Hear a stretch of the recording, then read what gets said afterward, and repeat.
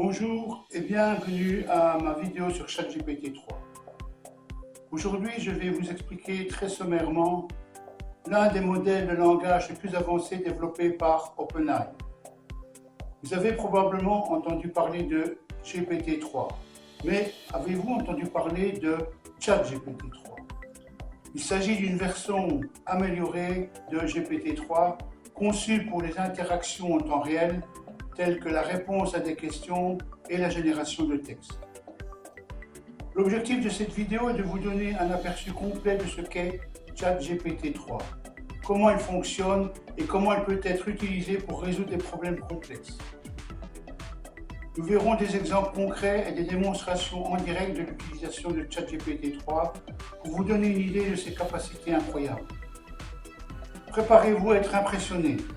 ChatGPT 3 est un modèle de langage puissant qui peut être utilisé pour résoudre des problèmes complexes dans de nombreux domaines différents. Je suis excité de partager cette information avec vous aujourd'hui. Je m'appelle Yves Crouzet et je suis l'auteur de la chaîne Affiliatora.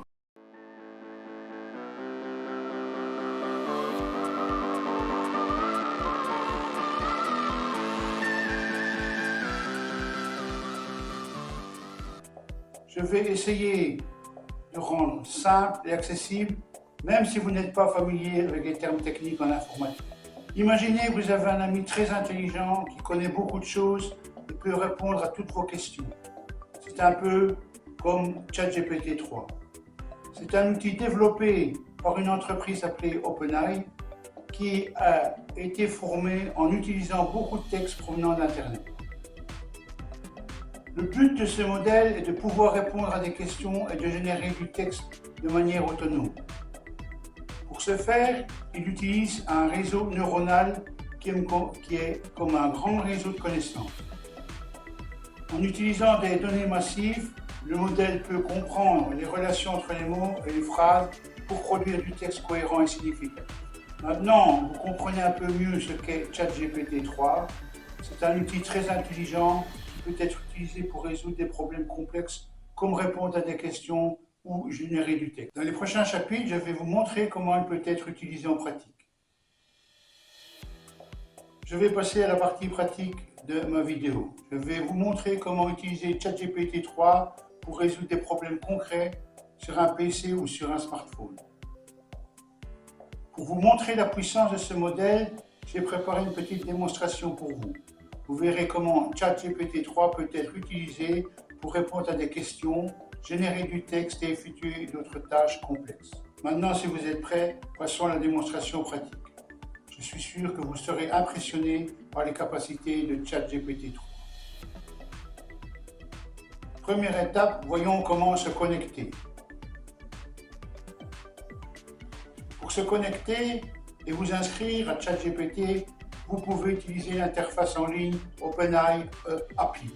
Lorsque nous sommes connectés, nous arrivons sur cet écran de ChatGPT avec à gauche en fait l'historique des conversations que nous pouvons aller rechercher et en dessous quelques réglages supplémentaires. Ici, il nous donne quelques exemples de questions qu'on peut lui poser. Il explique ses capacités et il nous donne ses limitations. Dans ces limitations, si nous mettons l'écran en français, il nous indique qu'il peut occasionnellement générer des informations incorrectes, qu'il peut occasionner des instructions nuisibles au contenu biaisé, qu'il a une connaissance limitée du monde et des événements après 2021. Maintenant, nous pouvons lui poser des questions dans la zone ici qui est réservée aux prompts ou aux questions. La première question que nous allons lui poser est « Peux-tu me donner une brève description de toi ?» Donc ici, je viens de poser ma question et j'appuie ici sur le signe pour obtenir la réponse. Donc, vous voyez ici au-dessus j'ai ma question et en dessous je vais avoir ma réponse. Donc qu'est-ce qu'il me dit? Il me dit je suis ChatGPT, un modèle de langage développé par OpenAI. Je suis capable de générer du texte en réponse à des questions basées sur la connaissance apprise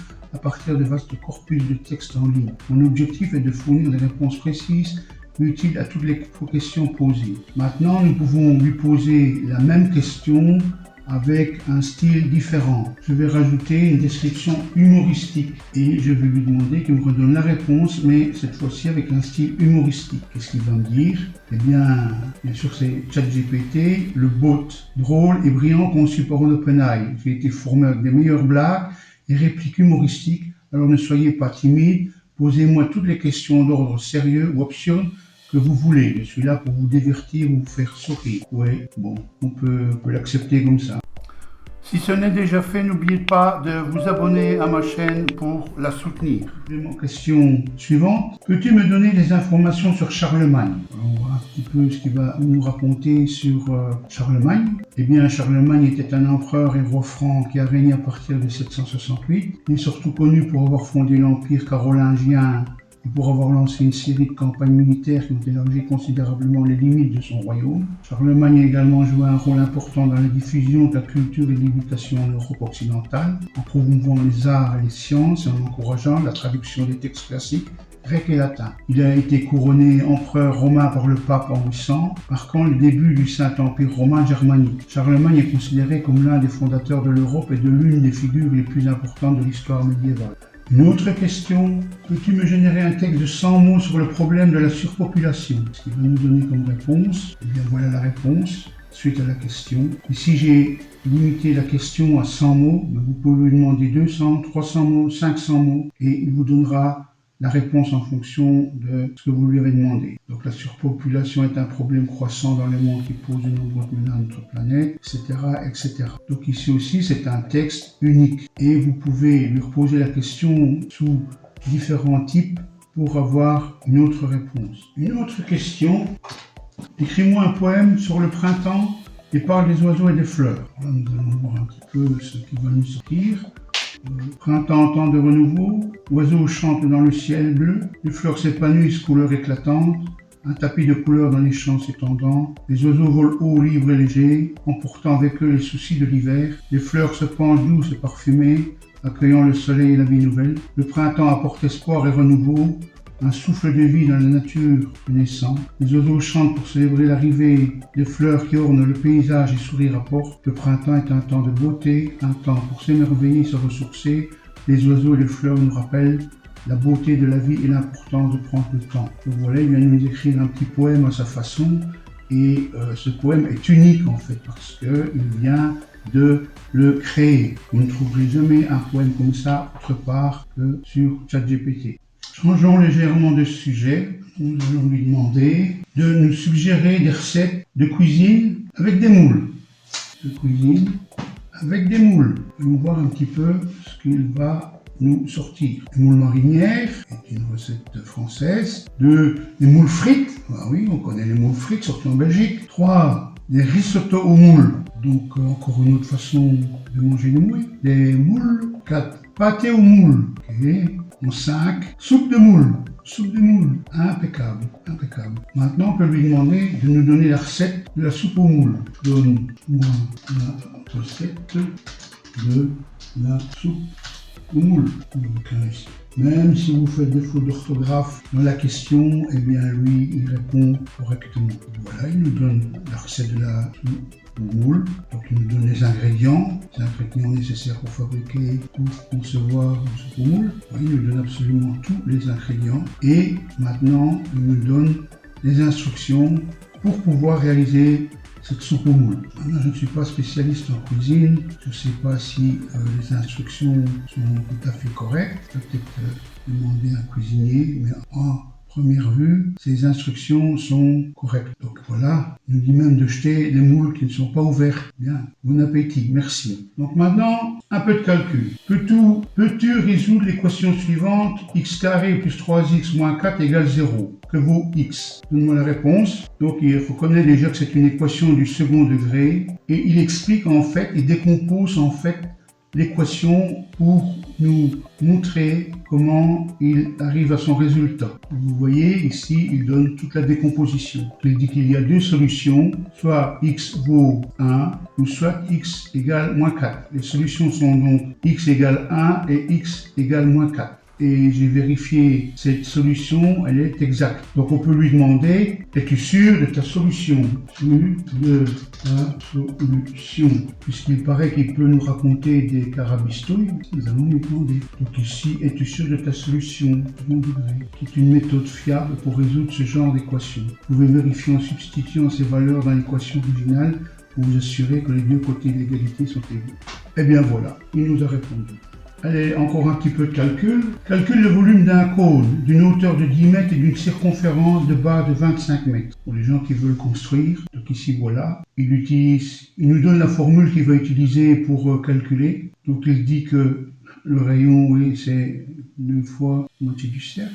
Et en remplaçant C par circonférence. Donc il nous faut de nouveau la décomposition pour trouver la solution. On donne les formules générales. Donc voilà, la solution est d'environ 14,19 mètres cubes. Et bien voilà. Un peu de chimie. Naturellement, ce sont des questions simples, mais vous pourriez lui poser des questions beaucoup plus complexes. Donc quelle est la formule chimique du vinaigre? Eh bien c'est simple, exactement. Et il lui donne des explications complémentaires. Donc il dit que c'est un acide faible, avec 2 atomes d'hydrogène et un atome de carbone, et un groupe acétique. Très bien, très bien. Donc il est bien entendu que si nous allions sur Internet ou dans d'autres documentations, nous allons retrouver ces réponses. Mais ce qu'il faut savoir ici, c'est que nous allons très vite pour obtenir ces réponses et nous gagnons un temps très très précieux pour avoir ces réponses. Donc ici, nous allons terminer en lui posant une petite entourloupe et nous allons lui demander à penser Christophe Colomb en découvrant l'Amérique en 2000. Donc voilà, découvrir l'Amérique en 2000, un petit peu ce qu'il va nous répondre.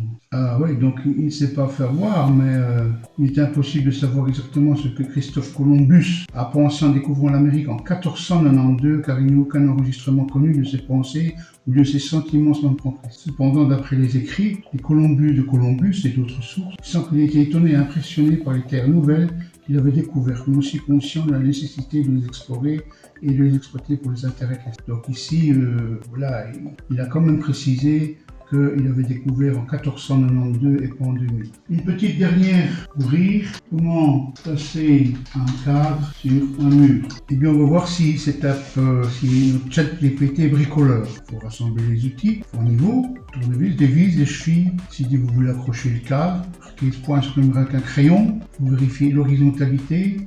Un niveau à bulle, fixez la cheville, percez un petit trou à l'endroit où vous avez marqué le mur et insérez une cheville. Et bien enfoncez dans le mur. Accrochez le cadre, laissez une vis dans la cheville en veillant à ce que le cadre soit bien horizontal. Oui, là, il s'est un petit peu trompé dans la chronologie, mais ça va. Répétez les 4 à 6 ou les autres coins du cadre en vous assurant que le cadre est bien horizontal et stable. Bien, quand même, il nous dit qu'il faut utiliser des chevilles adaptées au type de mur ou poids. Si le mur est en briques ou en béton, utilisez des chevilles spéciales pour ce genre de matériaux. La réponse n'est pas trop mal, mais je pense que si en lui posant des questions complémentaires, on pourra voir le process complet pour pendre un cadre au mur. Vous pouvez toujours lui poser des questions en français beaucoup plus complexes. ChatGPT vous en donnera les réponses en français, sauf si vous lui demandez de répondre dans une autre langue. Nous arrivons à la fin de notre vidéo sur ChatGPT. J'espère que vous avez apprécié la démonstration pratique et que vous avez compris la puissance de ce modèle. ChatGPT 3 est un outil incroyablement puissant qui peut être utilisé pour résoudre une variété de problèmes complexes. De la génération de texte à la réponse à des questions, ChatGPT est capable de s'adapter à de nombreux contextes différents. ChatGPT peut aider les personnes travaillant dans le marketing d'affiliation en leur fournissant les informations et les outils nécessaires pour améliorer leur stratégie de marketing et augmenter leur performance. En conclusion, j'espère que cette vidéo vous a donné une meilleure compréhension de ChatGPT 3 et de ses capacités. J'espère que vous serez inspiré pour explorer plus en profondeur ce modèle et pour découvrir comment il peut être utilisé pour résoudre des problèmes dans votre propre vie. Merci d'avoir suivi cette vidéo jusqu'à la fin.